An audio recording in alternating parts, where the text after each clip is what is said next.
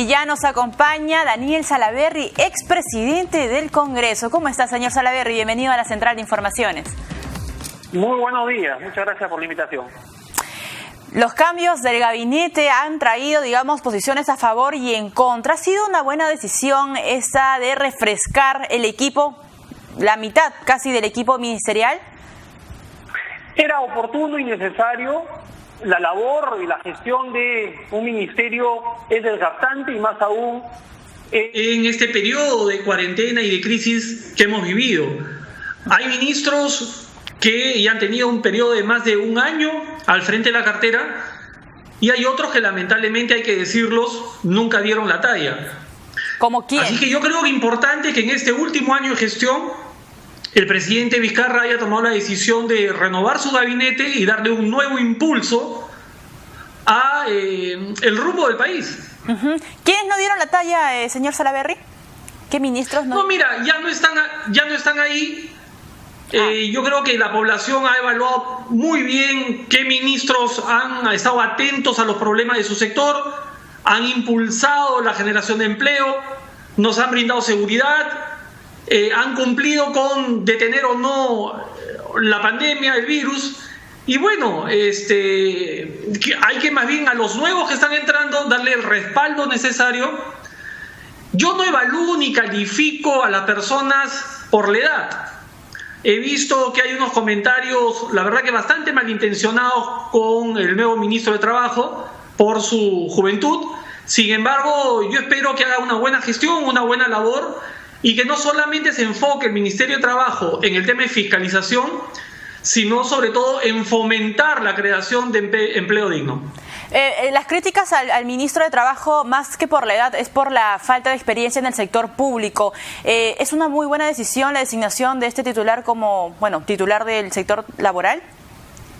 Bueno, es que no es el único que no tiene experiencia en el sector público. Hemos visto muchos ministros que venían del sector privado y que hicieron una magnífica labor cuando fueron ministros.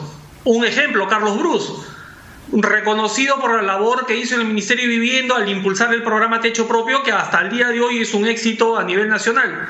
Así es que el hecho que venga del sector privado no solamente no lo descalifica, sino creo yo que más bien es un plus.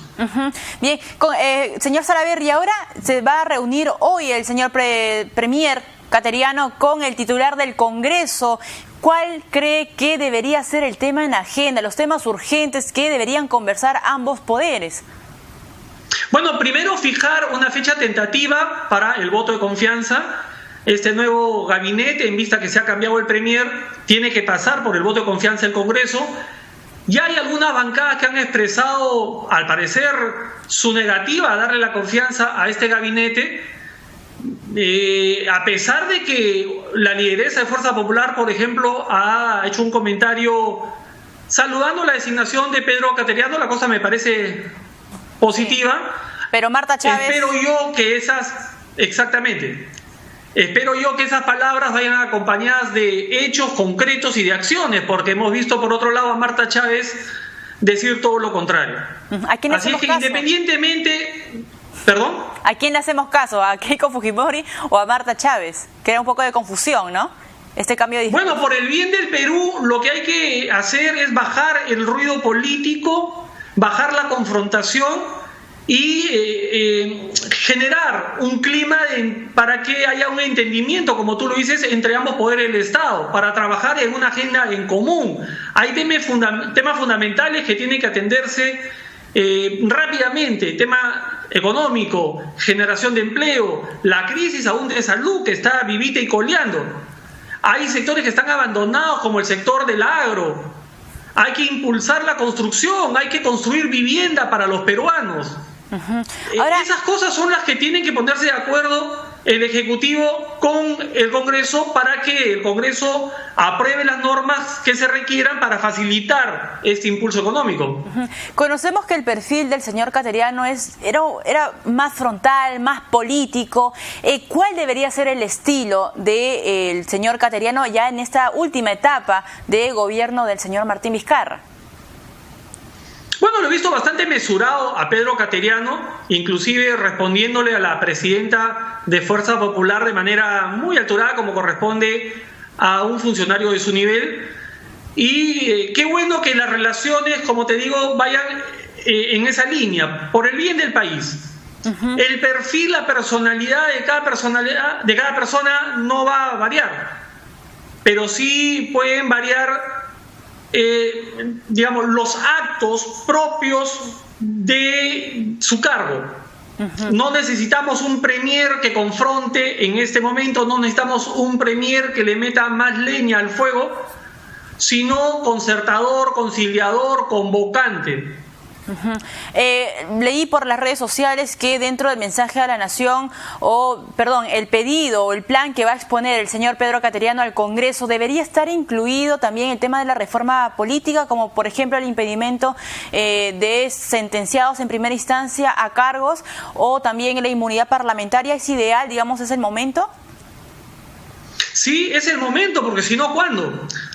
Hemos visto que existen ya 3 partidos políticos, curiosamente, justamente esos partidos cuyos líderes están atravesando procesos de investigación o procesos judiciales que probablemente puedan terminar en una primera sentencia en su contra.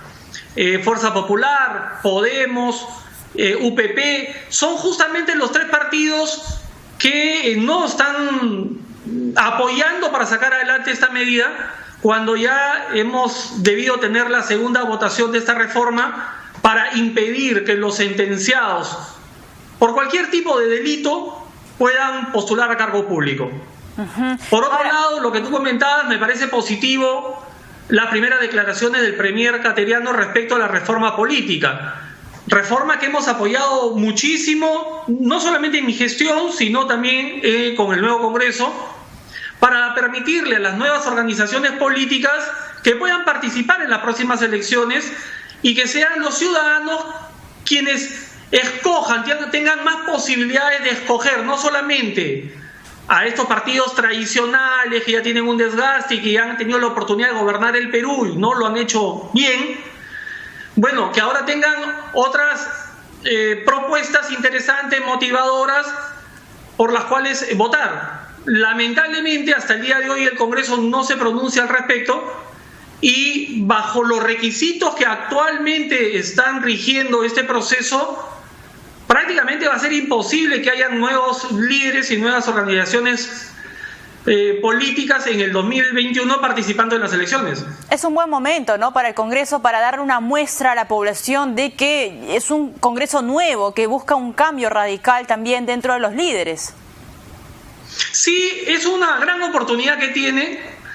Lamentablemente, en algunos casos, el Congreso se ha enfocado más en impulsar proyectos de ley absolutamente demagogos y populistas, simple y llanamente esperando el aplauso momentáneo de la ciudadanía, pero sin pensar que muchas de esas medidas pueden generar lágrimas más adelante. ¿Usted cree que de repente, sí. Señor Salaverry, usted cree que el perfil del gabinete, ya un poco más político, incluso está la señora Patricia Donaire, quien también conoce el manejo interno del Congreso, digamos, va a servir de un puente de diálogo entre ambos poderes? Esa ha sido, digamos, la intención, porque como usted dice, hay proyectos de ley como la ONP, la AFP y otras similares, ¿no? Por ejemplo, la de subvencionar o subsidiar el servicio de internet y de telefonía a las familias vulnerables, pero también hay otros proyectos que escapan de la mano y que han recibido críticas del Banco Central de Reserva, de la propia ministra de Economía y Finanzas, un poco populistas. ¿Usted cree que de repente este perfil del nuevo gabinete va a poner un freno a eso? Esperemos. Y respecto a Patricia Donaire, me parece una de las decisiones más inteligentes que ha tomado el presidente Vizcarra al convocarla a su gabinete, porque Patricia no solamente tiene las cualidades y las calidades profesionales, sino además maneja muy bien el tema político y va a ser de gran ayuda para poder articular con el Congreso.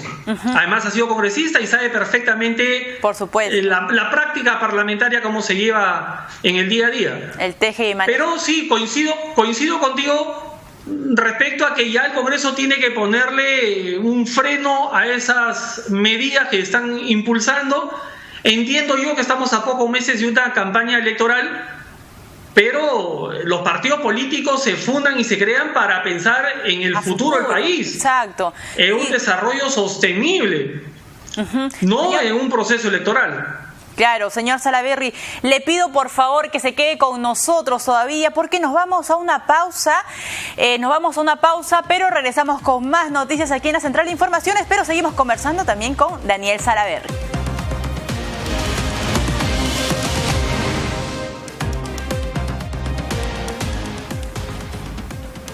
Y continuamos con Daniel Salaverry, ex titular del Congreso, que nos acompaña muy gentilmente aquí en la Central de Informaciones para analizar los cambios del gabinete y los retos pendientes de este nuevo gabinete que lidera el señor Pedro Cateriano. Y hablando de retos importantes, el señor Salaverry comentó a través de su cuenta de Twitter que es momento de tomar decisiones inmediatas. Señor Salaverry, ¿estamos con usted? Sí, efectivamente, estamos ya en una situación que no podemos perder un día más. El Premier y los ministros tienen que empezar a actuar, tienen que empezar a ejecutar el presupuesto de los ministerios y coordinar con los respectivos gobiernos regionales y gobiernos locales para echar a andar el motor de la inversión pública. Inversión pública que es la que jala la inversión privada, porque si no corremos el riesgo de entrar en una recesión. Es bueno que la recuperación del empleo esté mejorando, esté recobrando poco a poco la situación antes pre-pandemia.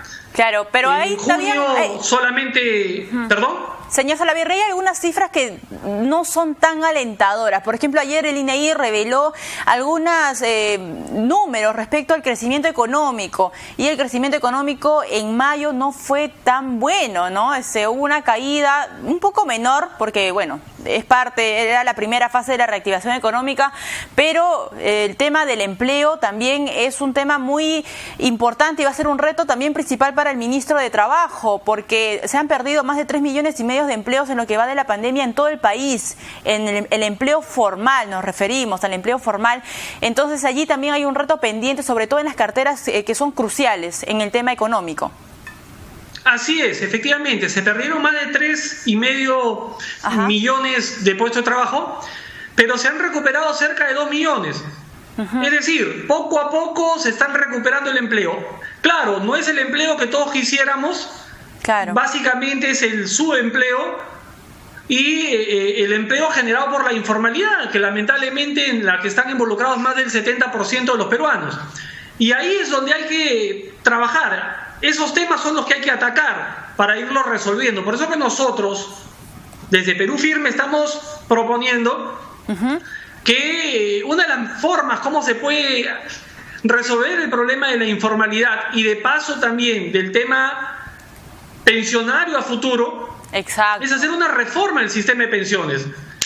Tanto se critica a las AFPs, tanto se critica a las ONPs. Bueno, creo que una medida interesante es aplicar un punto del IGB, es decir, del 18% de todos tus consumos que tú pagas como IGB, un punto va a formar parte de una cuenta intangible que será tu fondo de pensiones el día que tú te jubiles. Entonces imagínate tú, los mototaxistas, los taxistas, los comerciantes ambulantes, todos los trabajadores informales que no están en una planilla o no tienen un empleo formal, pero que generan un montón de consumo cada día, claro, y que con cada una de sus compras está pagando IGB, un punto de ese IGB iría a parar a una cuenta a su nombre para que cuando se jubile tenga una pensión digna. Señor Salaverry, y de paso va resolviendo el tema de la informalidad, porque va teniendo un registro justamente del consumo de cada una de las personas y los ingresos. La Fiscalía, el tema de las denuncias también es un tema interesante poder hablarlo con usted, porque pues la Fiscalía, el Ministerio Público presentaría una denuncia contra usted sobre delitos de peculado doloso por apropiación y falsedad genérica. ¿Cuál es la situación actual en temas legales? Sí, mira, te agradezco la pregunta. Yo entiendo la labor de la Fiscalía de la Nación y del Ministerio Público, que es investigar, y yo estoy, digamos, soy el más predispuesto para que se realicen estas investigaciones porque soy el más interesado en que estos temas se aclaren. El hecho de que la Fiscalía de la Nación presente una denuncia constitucional al Congreso para que el Congreso me levante el fuero, porque como ex congresista todavía yo paso por el antejuicio. Este antejuicio que estamos peleando para que el Congreso anule, ¿no es cierto? Porque yo no estoy de acuerdo que un ex congresista tenga que pasar por un antejuicio. Bueno, no tengo ningún problema que se haga, que la Fiscalía siga con las investigaciones, voy a seguir colaborando con ellas. Yo ya he demostrado que los dos delitos que, digamos, se me imputan como peculado y falsedad nunca existieron. Peculado simplemente porque la asignación congresal, o sea, el dinero que se le entrega al congresista para la semana de representación, ya no es como era antes del 2017. Es decir, que el congresista tenía que justificar con boletas, con facturas. Eso cambió en el 2017, por un acuerdo de mesa directiva presidida por Luis Galarreta y refrendada por un acuerdo de junta de portavoces. A partir del 2017, ese dinero prácticamente fue a formar parte del sueldo del congresista y por lo tanto se le descontaba el impuesto a la renta. Entonces imagínate tú, peculado que se supone que es que tú te has quedado con dinero del Estado, pero el Estado a su vez te descuenta el impuesto a la renta. Entonces no tiene sentido. Y respecto al tema de la falsedad, yo ya he demostrado con un peritaje que nunca he elaborado y he firmado esos informes. Ojo, informes que no eran una rendición de cuentas. Ojo, que la población lo tenga claro. En esos informes no iban boletas ni facturas, nada.